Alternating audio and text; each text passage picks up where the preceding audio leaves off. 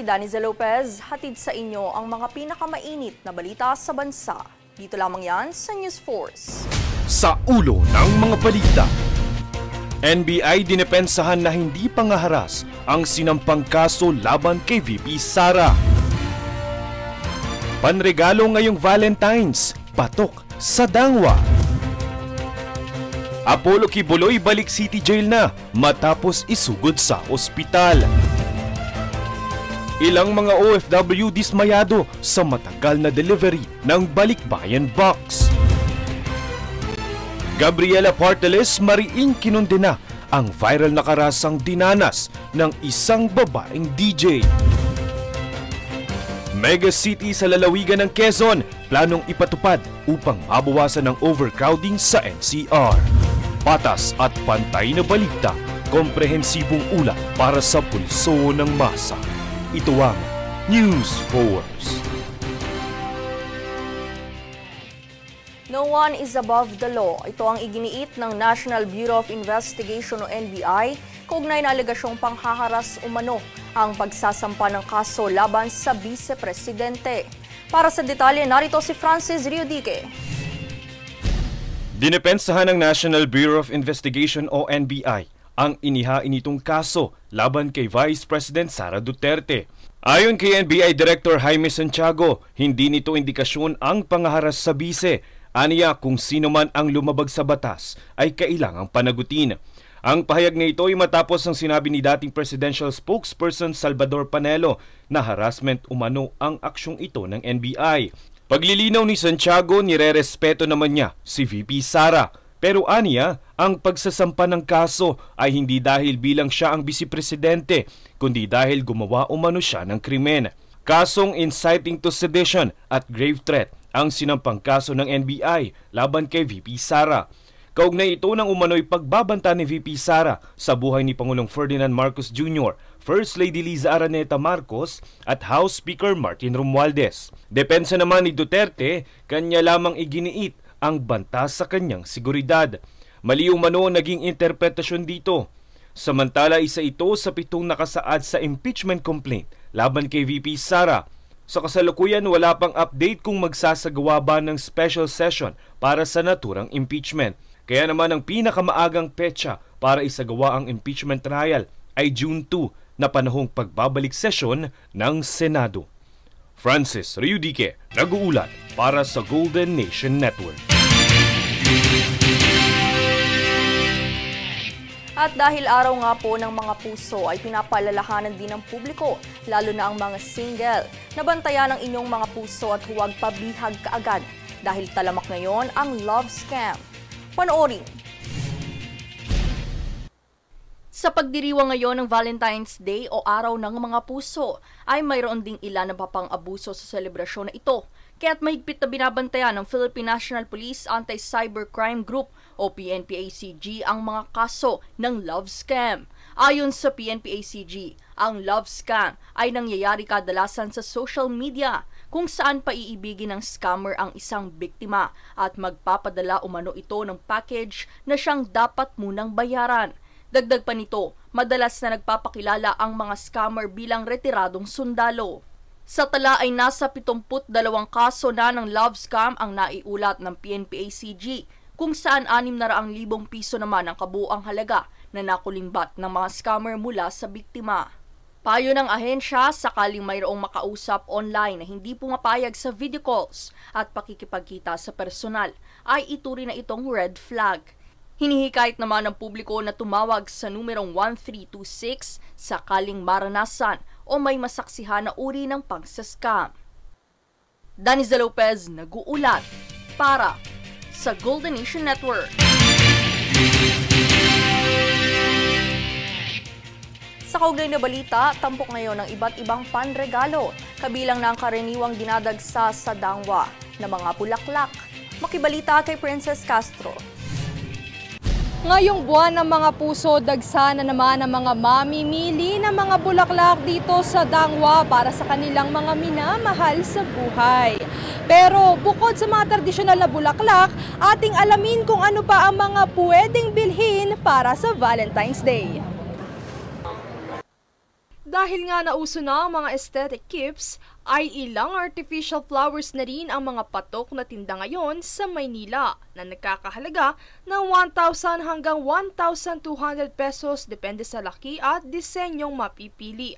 Isa sa mga nadatnan naming bumibili ng bulaklak ay si Kuya Dexter Diaz na mas pinili ang dried flowers dahil sa mas matagal itong may tatago kumpara sa mga tradisyonal na fresh flowers. Yearly. Kay Mrs. Yeah. Para mawala naman yung high blood. Bukod sa mga tradisyonal na bulaklak na binibili tuwing Valentine's Day, tampok din ang mga artificial flowers gaya nito na talaga namang pwedeng i-display kahit natapos na ang okasyon.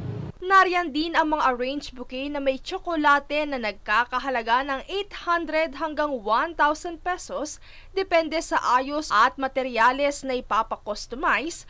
Ang iba naman ay imbis na bulaklak, mga teddy bear ang inilagay. Gaya na lamang ng tinitinda ni Nanay Ligaya Subion na nagkakahalaga ng 200 piso para sa isang bouquet ng teddy bear.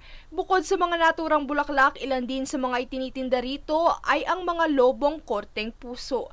Isa si Ate Jessica Blau sa mga matyagang binibitbit ang bugkos ng lobo habang nililibot ang kahabaan ng dangwa para lamang makabenta ngayong araw ng mga puso. Kasi mas mura po kasi ito pag bumili. Pwede sa mga kaya lang na pera sa kanila. Halagang 50 pesos. Budget friendly Budget po, no? friendly. Hindi lang magsing-irog ang dumayo sa Dangwa ngayong Hearts Day, kundi pati na rin ang mga magkakaibigan na bumibili ng mga bulaklak para sa kanilang mga best friend, family at mga kaibigan na single. This year lang I started. Before kasi tumatanggap ako from family, ganun. This time I decided to give back naman. Sa iba naman? Sa iba na naman, sa friends. Sa friends naman? Yeah. Tulips po and sunflower po. Every Valentine's po is ganyan po? Opo.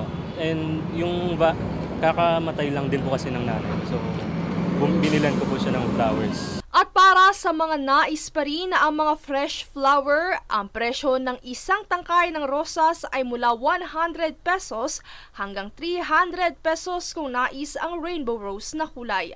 At para sa customized rose bouquet, ihanda ang bulsa kung ang nais ay bonggang arrangement gaya nito na nagkakahalaga ng 75,000 pesos. Samantala, isa rin ang 66 anyos na lola na mula pa sa Bukawe, Bulacan na suki ng flower market tuwing may mga okasyon tulad ng undas, graduation, fiesta at Valentine's para mag-angkat ng kanyang ititinda sa probinsya. Kaya naman ang araw ng mga puso ay hindi lamang sa mga taken o may partners in life, kundi pati na rin sa lahat ng mga minamahal natin sa buhay. Princess Castro nag-uulat para sa Golden Vision Network.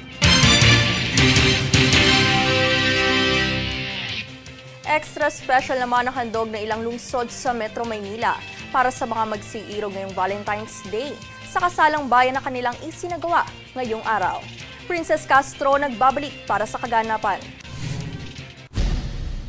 Ngayong araw ng mga puso ay extra special ang pagdiriwang ng Valentine's Day sa ilang lungsod sa Metro Manila. Ito ay dahil nagsagawa ng kasalang bayan sa lungsod ng Valenzuela, gayon din sa Muntinlupa City. Nasa 200 couples ang pinag-isang dibdib ngayong araw sa Valenzuela sa dalawang kasalang bayan na ginanap nitong umaga ng alas 9 sa Valenzuela People's Park Amphitheater at alas 3 ng hapon naman sa Casa de Polo, Barangay Poblacion. Ito ay bahagi rin ng selebrasyon ng ika-27 taong selebrasyon ng Charter Day ng lungsod. Bukod sa Valenzuela, isa rin sa mga nagsagawa ng Valentine's kasalang bayan ay ang lungsod ng Muntinlupa. At nitong bispiras ng araw ng mga puso ay nagsagawa rin ng kasalang bayan ang Quezon City sa higit kumulang 300 couples sa lungsod. At para naman sa mga aabangan pang mass wedding sa ibang lungsod, inanunsyo nitong Huwebes ni Pasay City Mayor Imelda Emi Calixto Rubiano na ang kanilang lungsod ay magkakaroon din ng kasalang bayan na gaganapin sa ika-26 ng Pebrero sa Cuneta Astrodome. Princess Castro nag-uulat para sa Golden Nation Network.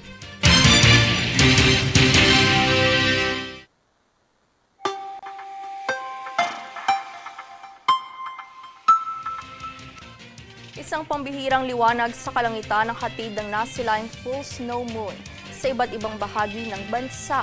Sa pagsisiyasat, ang kabilugan ng buwan ng Pebrero ay karaniwang tinutukoy bilang snow moon dahil ito ang buwan kung kailan kadalasang nararanasan ang pinakamalakas na pag-ulan ng niebe sa Hilagang Amerika at iba pang bahagi ng Hilagang Hemisphere. Nasaksiyan ito sa iba't ibang bahagi ng Pilipinas nitong Miyerkules, ikalawa sa tala ng full moon na nagpaliwanag sa kalangitan ngayong taon.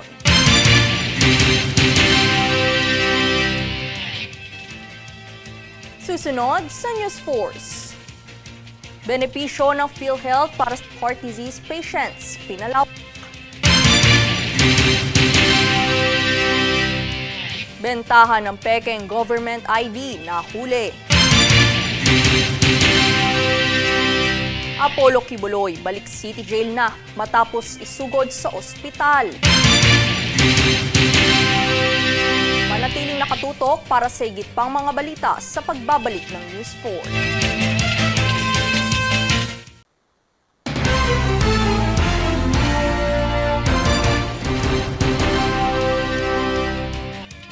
Balik na po muli sa Pasig City Jail si Kingdom of Jesus Christ founder Apollo Kibuloy. Ayon sa Bureau of Jail Management and Penology o BJMP, mag-aalas 10 ng gabi nitong Miyerkules nang makabalik sa kulungan si Kibuloy. Ito'y matapos na dalhin sa Rizal Medical Center dahil sa sakit na pneumonia. Samantalang nitong kamakailan lang ay tinanggap na si Kibuloy bilang parte ng ine-endorsong mga kandidato ng Partido Demokratiko Pilipino o PDP laban. Posibleng suriing muli ng Senado ang party list system ng pamahalaan matapos na lumabas sa pag-aaral ng isang grupo na mahigit kalahati ng tumatakbong party list ay hindi nagre-representa ng mga marginalized. Yan ang balitang hatid ni Francis Riudique. Sinang-ayunan ni Senate President Chis Escudero ang muling pag-review sa party list system o Republic Act 7491. Ito ay matapos ang naging findings ng grupong kontradaya na 55% o 85 out of 156 na mga party list ay hindi nagre-representa sa mga marginalized o underrepresented. Isinawalat ng convener ng grupo na ang mga naturang party list ay may koneksyon sa political dynasties, malalaking negosyo, militar o pulis, may pending na corruption case at may kahina-hinalang mga advokasya. Ayon kay Escudero, dapat na itong amyendahan dahil ang intensyon ng mga kandidato ay tila nasira. Aniya dapat na magkaroon ng Kongreso ng partikular na pagtukoy sa mga sektor na kailangan ng representasyon. Matapos umano ito ay tsaka napipili ng kandidato kung sino ang magre-representa sa bawat sektor. Kaya naman posibleng suriing muli ng Senado ang sistema nito sa party list. Nakatakdang mag-resume ang sesyon ng Senado sa June 2. Francis Riudique, nag-uulat para sa Golden Nation Network. Pinalawak ng Philippine Health Insurance Corporation of PhilHealth ang benepisyo nito para sa paggamot ng mga sakit sa puso. Kabilang sa pagtaas ng tulong pinansyal ay ang life-saving procedures, gaya at ang paggamot sa mga dumaranas ng atake sa puso. Tumaas ng mahigit 100,000 piso ang benepisyo sa gamotang tunawin ang namuong dugo sa puso, habang ang paraan naman upang alisin ang nakabara sa artery ay tinaasa na mahigit 500,000 piso. Samantala, para sa mga pasyenteng nakaranas ng atake sa puso na nangangailangan ng emergency transfer, sasagutin ng PhilHealth ang hanggang 22,000 piso na gastos sa ambulansya.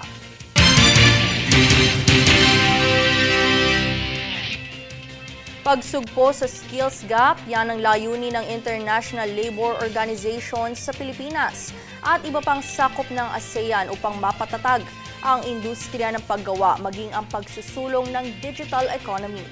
Jade Buhoy para sa balita.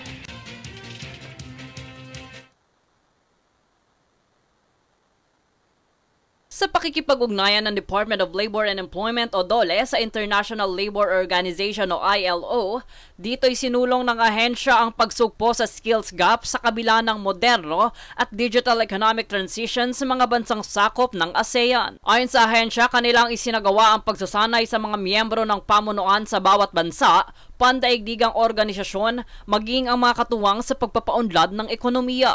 Base pa rito, ang nasabing kaganapan ay patunay sa layuning paigtingin ang kakayahan at mas magandang kalidad ng trabaho para sa maraming oportunidad sa bawat manggagawa. Kaugnay nito ang layunin ng administrasyon na mapaigting ang kapital sa manggagawa ng bansa upang palakasin ang ekonomiya. Binigyan din rito ang pagsisimula ng regional mapping ng labor market information para sa mga panuntunan sa pagtatrabaho at kakayahan ng mga empleyado, kung saan layuning mapainam ang programa para sa industriya ng lakas paggawa. Jade Buhoy, nag-uulat para sa Golden Nation Network. Matagumpay na reintegrasyon yan ang layo ng Bureau of Corrections o Bucor matapos ang pagbibigay laya sa mga persons deprived of liberty o PDLs. Ayon sa Bucor, kahit tapos na ang pagsisilbi ng mga ito sa kanilang sentensya, ay patuloy pa rin nilang papanatilihin ang kaligtasan at pamumuhay ng mga ito. Bagamat hindi inilantad ang katauhan ng mga lumayang bilanggo, nakipag-ugnayan na ang Bucor sa Municipal Social Welfare and Development at mga lokal na barangay upang mapanatili ang serbisyong kanilang kinakailangan tungo sa pagbabagong buhay.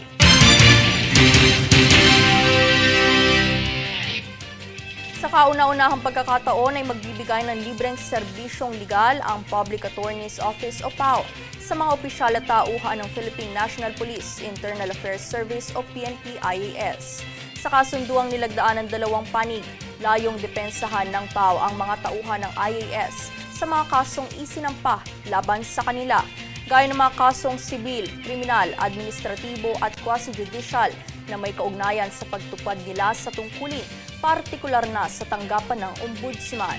Sa pamamagitan ng serbisyong ito, inaasahan na mapapataas ang moral ng mga tauhan ng IAS, lalo na sa mga kanilang pag-iimbestiga, gayon din ang pagdinig sa mga kasong kanilang hinahawakan. Arestado naman ang dalawang magkasintahan matapos na mahuli ng kapulisan na nagbebenta ng pekeng government ID. Yan ang ating pakatutukan sa ulat na ito.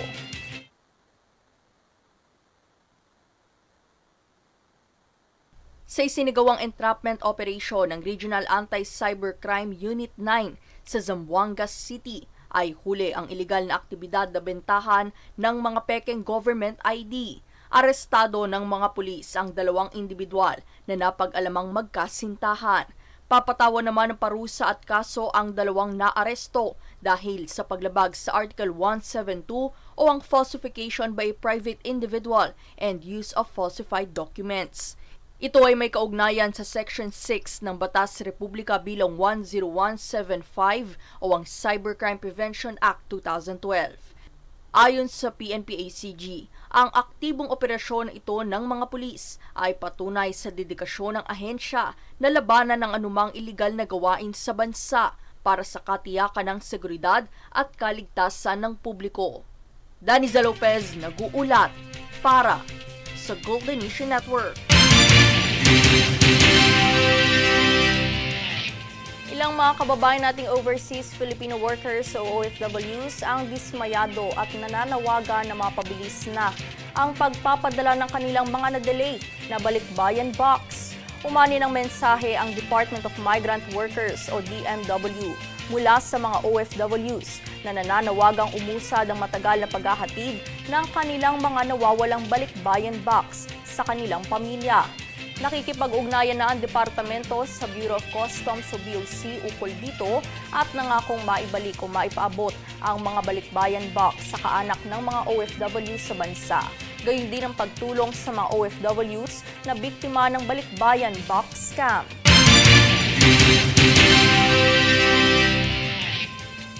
Susunod sa News Force. BOC kinumpiska ang mga ipinuslit na ukay-ukay sa daungan Legazpi. Gabriela Party List, mariing kinundena ang viral na karasang dinanas ng babaeng DJ. PRC rumesponde sa hanggang dibdib na baha sa Puerto Princesa. Manatiling nakatutok para sa higit pang mga balita sa pagbabalik ng News 4.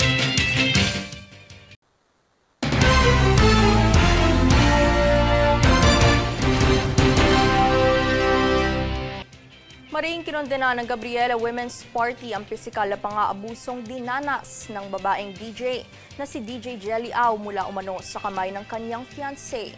Pagdidi ng Women's Right Group, hindi punching bag ang mga kababaihan. Kaya't nanawagan ito sa otoridad na tiyakin ang masusing investigasyon sa insidente at pananagutin ang may salarin. Pinuri naman nito ang katapangan ng biktima sa pagsasalita at pagbabahagi ng ebidensya ng kaharasang kanyang natamo, gayon din ang traumatikong dinanas nito. Ayon sa Gabriela, nangangailangan ng bansa ng konkretong aksyon upang matiyak ang hustisya at suporta sa mga biktima, lalo na sa mga kababaihan.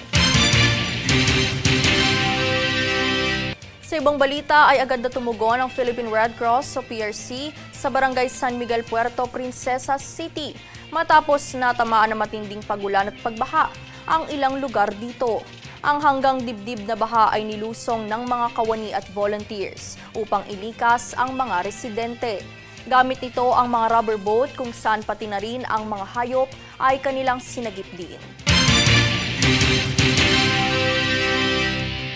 Samantala, sumaklolo rin ang Bureau of Fire Protection o BFP sa mga probinsyang apektado ng shear line. Bunsod na rumagasang baha at walang patid na pag-ulan. Labis na naging apektado ang gitna at katimugang bahagi ng Palawan. Ayon sa ulat, manatiling nakatutok sa lokal na anunsyo upang maging ligtas sa panahon ng sakuna. Planong ipatupad naman ng pamahalaan ang konstruksyon ng bagong syudad sa probinsya ng Quezon bilang bahagi ng planong tugunan ng overcrowding sa National Capital Region o NCR. Maliban sa Department of Human Settlements and Urban Development o DSUD, tinatalakay din ito kasabay ng iba pang ahensya ang naturang plano. Kasalukuyan pang hindi ibinunyag ng DSUD ang eksaktong lokasyon ng ipapatayong mega city. Ngunit sinisikap pa rin nilang makabuo ng nasa 70,000 ektarya ng lupain sa Quezon Province, kung saan itatayo ang bagong syudad.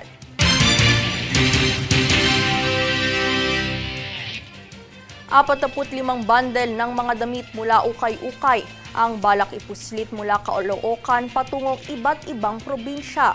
Ito'y nakumpiska kamakailan ng Bureau of Customs o BOC. Narito si Jade Buhoy. Bilang hakbang sa pagsugpo ng iligal na importasyon, kamakailang natimbog ng Bureau of Customs o BOC ang ipinuslit na bundle ng ukay-ukay na nagmula sa Caloocan City. Ang nasabing bundle ay nagkakahalaga ng 271,000 piso patungong Pasakaw, Sorsogon, Masbate at Matnog. Ayon sa ahensya, ang pamumuslit na ito ay lumalabag sa Custom Modernization and Tariff Act at RA 4563 o batas na nagpoprotekta sa industriya ng tela at legal na proseso ng kalakalan nito. Pahayag naman ng ahensya, patuloy nilang paiigtingin ang pagpapairal sa batas at inspeksyon ng daungan upang masigurado na ang mga inangkat na produkto ay hindi lalabag sa panuntunan at masugpo ang iligal na kalakaran ng pagbebenta. Nilinaw din ni BOC Commissioner Bienvenido Rubio na nakikipag-ugnayan rin sila sa iba't ibang ahensyang pangsiguridad upang mapanatili ang kaligtasan ng merkado laban sa masasamang epekto nito sa ekonomiya at mamimili. Jade Buhoy, nag-uulat para sa Golden Nation Network.